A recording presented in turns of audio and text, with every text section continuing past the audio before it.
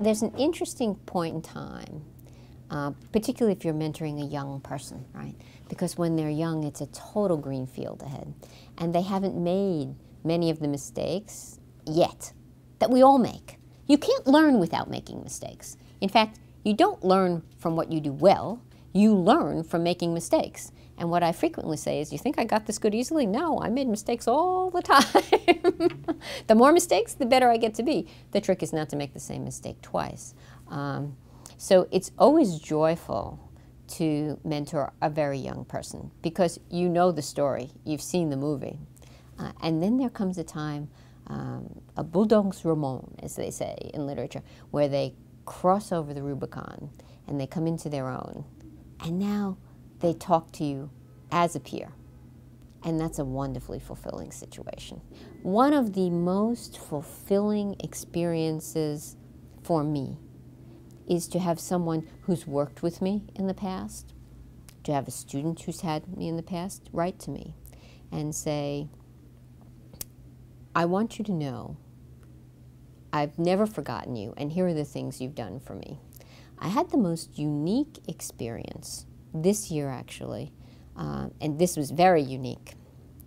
On Facebook, of all places, I received an email from someone who I was not connected to, and they put that in a special place. And I don't even know how I discovered it, because I don't spend all that much. My email, I'm usually on my personal and business email, not on. And this email was from a man who said, I don't know if you remember me, but you sent me to prison, and you saved my life.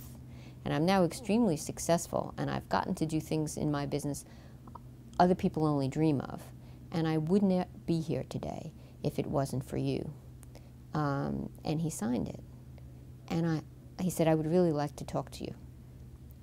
So I ended up calling him up. And it was my very first wiretap trial ever. I had an extraordinarily good A felony against him. And the entire case decided to plead out. And it was the right thing to give him a plea. And he went to prison. His mother, he tells me, credits me with him still being alive, because then he was working, he was driving a bus in the music industry, driving bands around, and there was a lot of drug proliferation, and he was using it. She feels he would have died. He's come out and started a fabulous business building coaches for the music industry. He hobnobs with very rich and famous people. He hires people who are out of prison, makes the world a better place. And he had a heart attack a few years ago, and he came out with a bucket list, and I was on it.